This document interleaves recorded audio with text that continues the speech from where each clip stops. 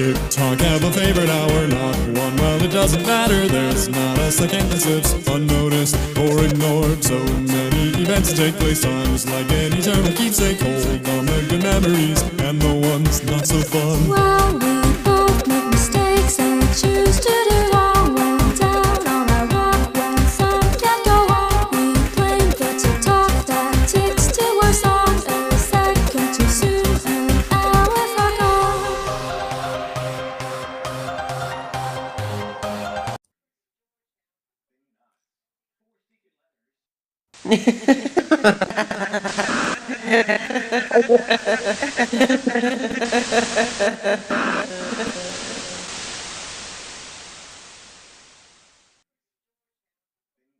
There are tons of stories out there about hacked Pokemon games.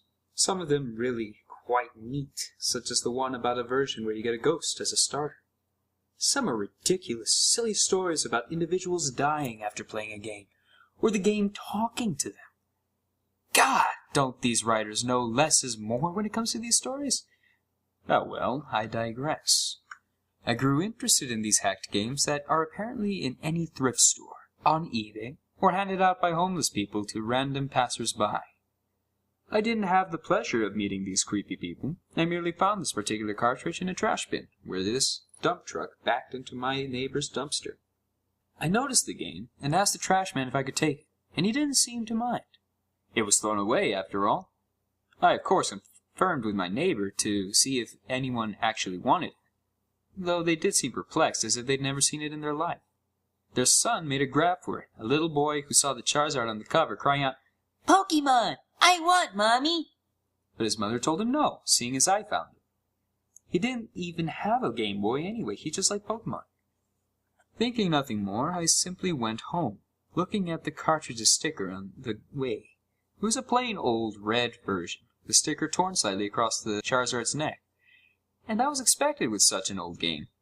I had blue version as a kid, so I was a bit eager to see the, albeit minimal, differences red version had. I was rather disappointed by what I saw when the title screen showed up. Pokemon Strangled Red version. Well, dang it, it was a hack. Hacks were neat and all, but they had zero monetary value, and the originals were quite valuable right now. And I wanted to play red anyway, not this crud. Oh well, it was free, might as well try it. The name was odd, however. Strangled Red? That made no sense, not even a morbid description of someone being asphyxiated. As people turn blue when choking, not red. Who knows, maybe there was a pair of these hacks and I just got the red one. The more I thought about this, though, the more interested I became.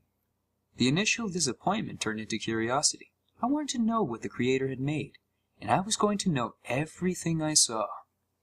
The first oddity I noticed was the start screen had a Charizard next to the trainer instead of a Charmander. Also, the Pokemon never cycled through the original versions like they did in the original. Just stayed Charizard, even after 5 minutes of waiting. Shrugging, I hit start, noticing there was no Charizard cry as I did, like there was supposed to be. I saw there was a continue option, so I figured I'd do what everyone did with used games and see what the previous owner had done. No. I blinked in surprise. No? What do you mean, no? The game wouldn't let me continue no matter what, though on the fourth attempt I heard the Charizard cry. Quiet and barely audible, but there. Shrugging it off, I decided to just hit new game, like I would have done after checking the old file anyway. The screen cut to black for a while. No Professor Oak, no starting theme, just nothing at all. Eventually, the screen came back, showing a bedroom, 2 TVs, 2 beds, and a computer in the corner. My trainer sprite was the usual one, consistent with the original red version.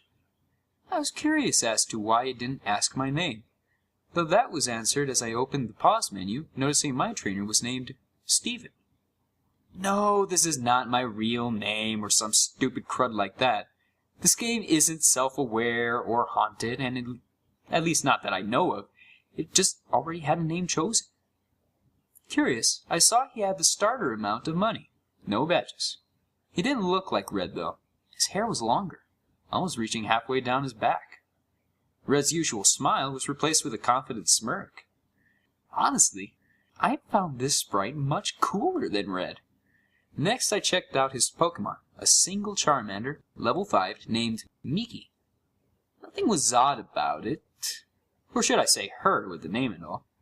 She had beginning Charmander stats, only knew Scratch and Tail Whip, basic stuff. The game seemed relatively normal. Returning to the game, I walked about the room, noticing Steven's long hair was present on the back of my trainer sprite when my back was turned to the camera. I didn't recognize the house, but I descended the stairs to see more. Downstairs was another trainer, who spoke to me the instant I came down. Mike. You ready? Steven. Yeah. I assumed this Mike was my rival, pre-decided for me, a replacement of Blue most likely, though I thought back to the bedroom having 2 beds, realizing they weren't just rivals. They were brothers. They talked back and forth, basic Pokemon dialogue, become a Pokemon master, catch 'em all, stuff like that, before having a little argument over which was better, Charmander or Squirtle, which of course led to the introduction battle, like the one in the lab with Blue. Simple enough. Scratch, tackle, till I won purely for having the first turn. I took note of how much better Steven's sprite looked in combat than Red's. A different pose, his hair looking like it was blowing in the wind. A brief, minor upgrade, but still much nicer. I left the house after some more banter with my brother, stepping out to the Pallet Town theme. Going east, I found this was indeed Pallet Town. The house was simply on the outskirts to the west. I noticed there was no mysterious grassy field like in normal Pallet Town. I wandered around and decided to check in on Red's home. His mother was inside, and when I talked to her, she commented on how handsome Steven looked, hoping her son would look up to him as a role model for when he became a trainer himself next year. Which, of course, led me to realize this game took place a year before the original Pokemon. Red was even upstairs playing the Super Nintendo in his room, commenting, "I'm gonna be the best too when it's my turn." I was starting to like this hack. It was interesting, a completely new adventure, a different character. Hell, Steven even seemed to have a history with the people in his town, a reputation, a personality beyond a silent protagonist. The people in town talked to him as a person, making conversation, not just spouting tutorial crud. Even Blue's sister had new dialogue, and they even seemed to be in a relationship as the dialogue ended with a kiss and a heart over her head. Professor Oak simply wished me well, giving me a Pokédex to aid my adventure. He wasn't giving it to me to be the reason behind the adventure like every other Pokemon game out there. He gave it to me out of kindness, something to help me on my way, a gift. I was liking this more and more with each second. The game seemed to have an actual story now. I was somebody, not just a cookie-cutter protagonist anyone could be, not some blank sheet that could be replaced without notice. The game was different, though the actual gameplay remained unchanged. I went north like I was supposed to, went from town to town, collected badges, received the praise of the leaders. Steven's fame even seemed to spread, as some NPCs would talk like they knew him. I used Miki for every battle, and she was growing surprisingly fast. She handled Brock with ease, even handled Misty with no trouble at all. She wasn't as adversely affected by super effective attacks as others, did more damage than a regular Charmander. My god, she was a veritable powerhouse. She even became a Charizard at the mere level of 25. Not bad at all, I must say. Things started to get weird though, as soon as I reached Lavender Town. I know, Lavender Town is the focus behind every creepy story and the like, but it was the only place that was noticeably different. There was no Team Rocket invasion, which I found odd, though I did remember this was a year in the past, so the invasion wouldn't occur until Red's time. I tried to enter Pokemon Tower, aiming to get a Ghastly, but that's when it really did go odd. I have no reason to be here. Steven wouldn't go into Pokemon Tower no matter what I did. This was weird. I mean, hell, there are a million places in Kanto you really have no need to be. Little random houses with nothing but children NPCs, for example. Why was it here that Steven wouldn't enter? With a shrug, I figured I wouldn't need a Ghastly, seeing as Miki could handle anything anyway. So I simply went along on my way. Lavender Town served no purpose other than a passageway with a Pokemon Center. The game progressed normally from there. The remaining gyms fell, and eventually I made my way to the Elite Four and defeated them. As with Blue, my brother Mike was there before me, initiating the championship battle, which Miki swept with ease. The aftermath of the battle was quite pleasant. None of the tension that was present between Red and Blue at the end of their match. The brothers congratulated each other and shook hands. The screen went white. No Hall of Fame, nor any credits. When the screen came back, it was at the house again, the two brothers sitting at the computer, conversing with each other. I don't want to. Come on, you just gotta let me borrow her for a second to finish the Pokedex. The entry won't register unless she recognizes me a master for just a second. But she's my Miki. I promise I'll give her back. Come on, please. Yes? No. I was a bit perplexed, so I hit no to be cautious. Come on, please. I realized this would simply continue to loop until I hit yes, so I did, just to see what would happen. Alright, this'll just take a second, then we'll both be Pokemasters.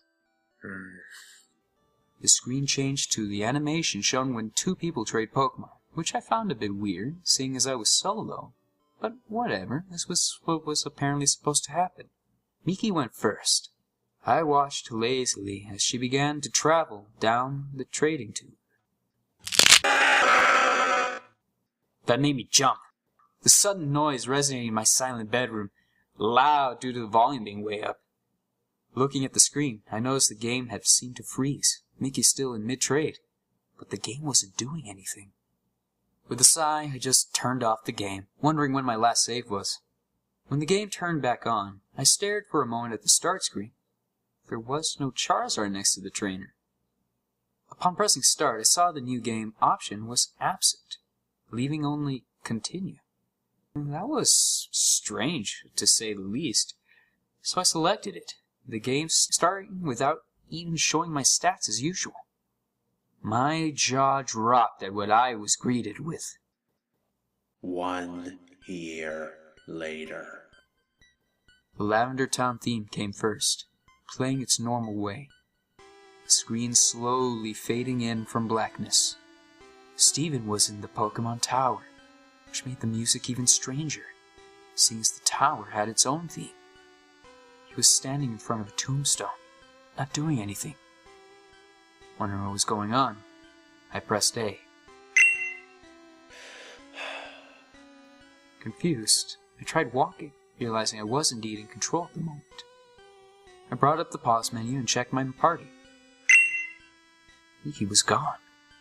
Not just Miki, all his Pokemon. He had nothing.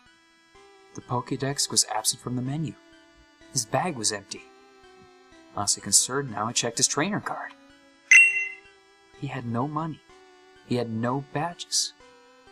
His playtime was 8,795 hours, which was impossible, as I had only 30 logged in before. But that wasn't the strangest part. His picture, the picture of the handsome, confident young trainer, was different. His eyes were blank. His face turned slightly down. That smirk of his was gone, replaced by a lack of any expression at all. And the long hair of his, before in a perfect perm, was now messy and unkempt. Couldn't look at him anymore. Closing the menu, I went out to look outside the tower. With every step I took away from the tombstone, the screen flickered like it did when a Pokemon was poisoned. Gulping, I brought up the trainer card again. His picture was getting worse. Every step I took, he hung his head more and more.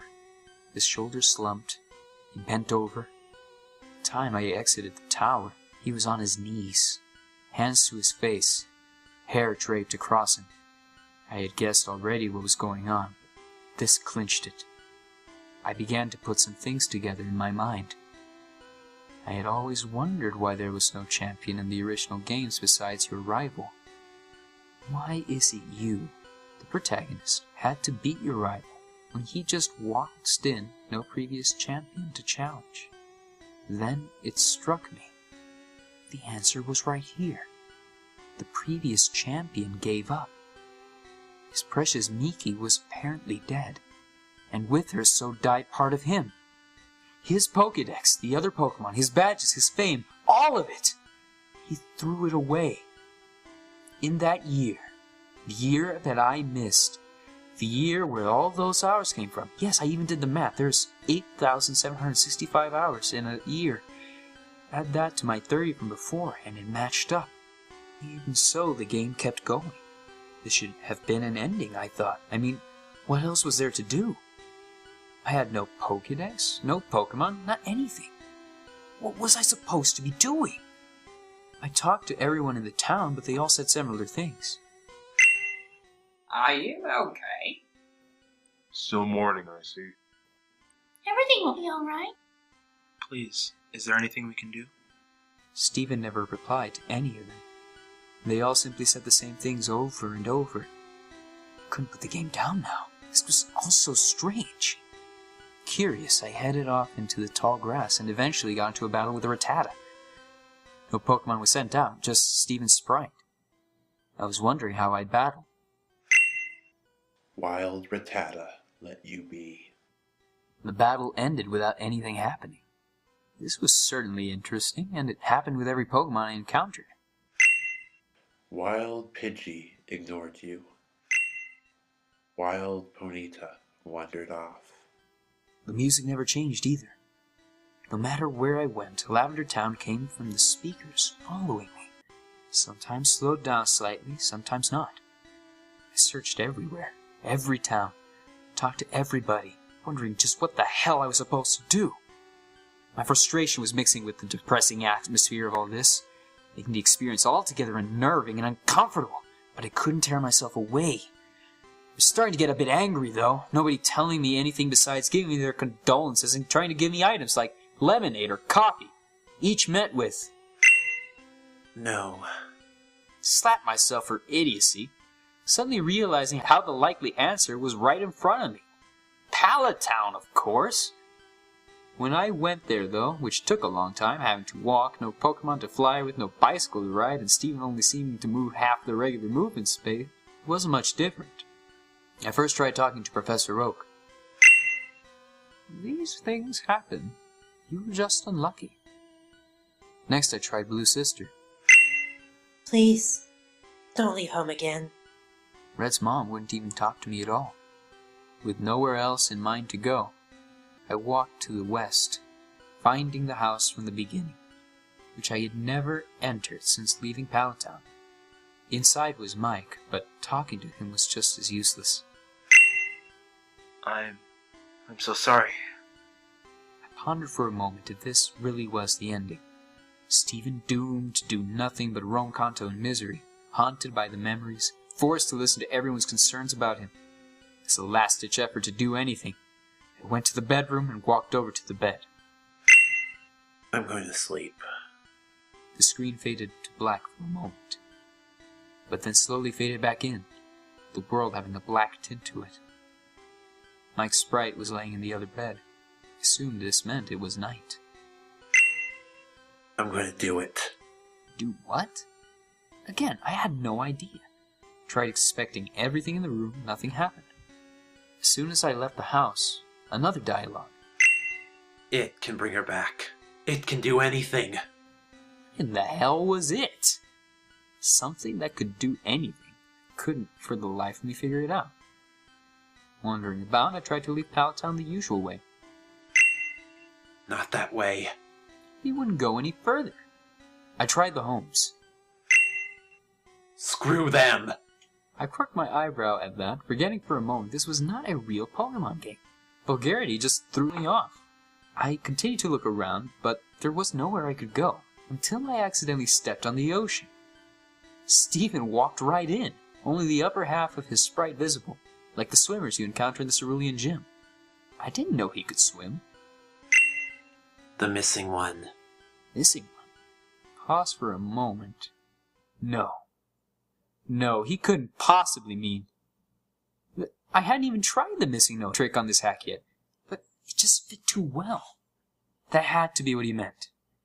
I surfed all the way towards Cinnabar. I began to feel something was off.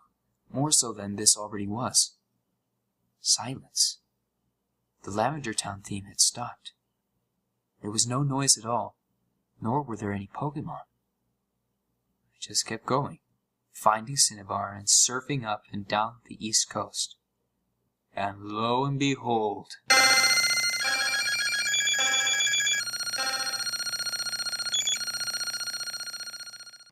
Wild Missigno appeared. Mine. Wild Missigno was caught. What the hell? Steven didn't do anything. He just commanded that atrocity of broken data to join him. No, become his possession. And it did. I was getting more and more disturbed by this all. Checking the start menu, I saw Missigno was not in my party, but instead an item, making things even stranger.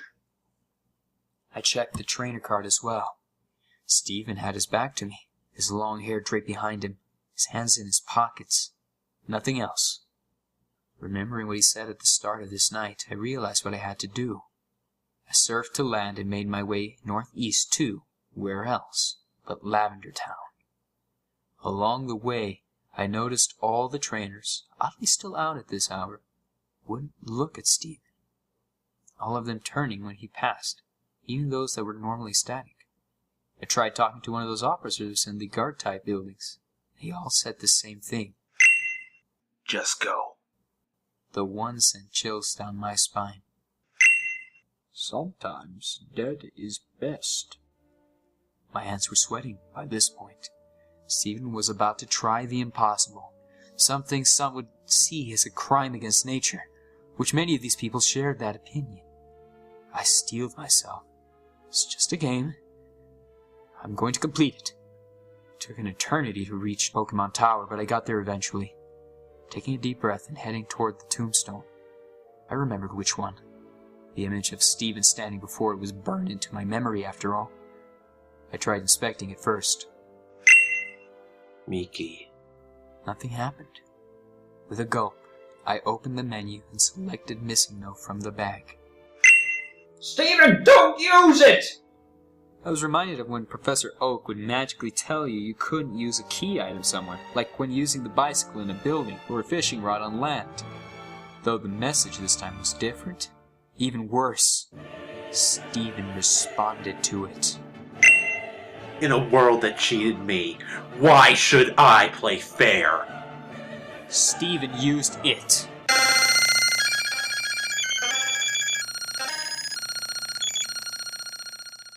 Steven, I'm Dave. What in God's name did I obtain? I couldn't tell you because the game took away my control. Without my input, Steven began to leave the tower on his own, walking single step by single step.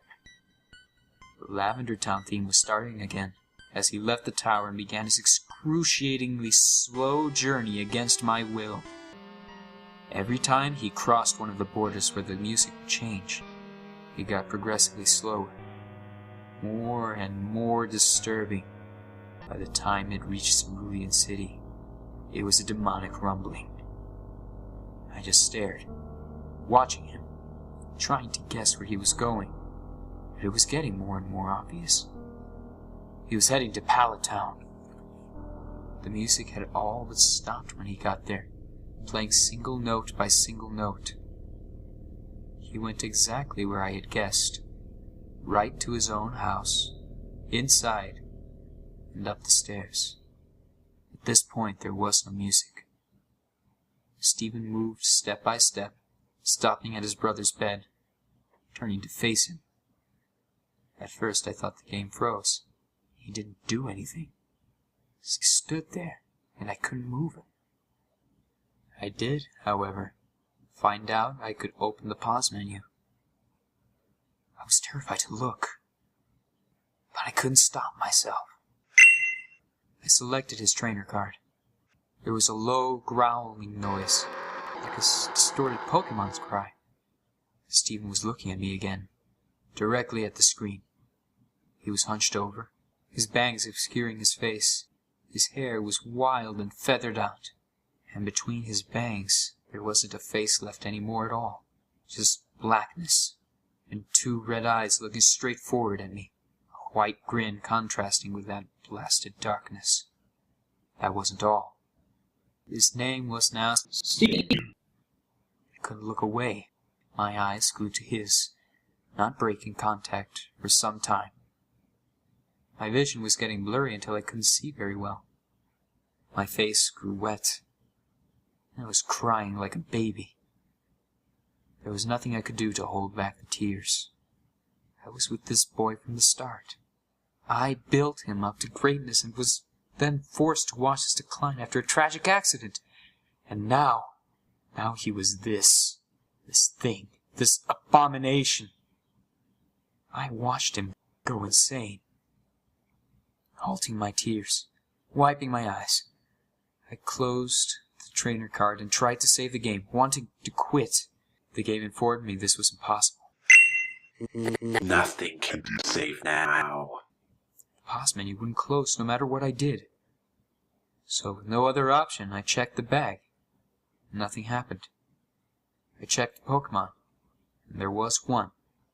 A single sprite met me. It had 0 HP. Its status, D-E-D. Its name, I selected it, and I was greeted with 4 options. Status. It's her. Switch. Never. Close. No. Strangle. My fingers shaking, I selected Strangle. And the menu closed, showing Stephen in the room again. Goodbye.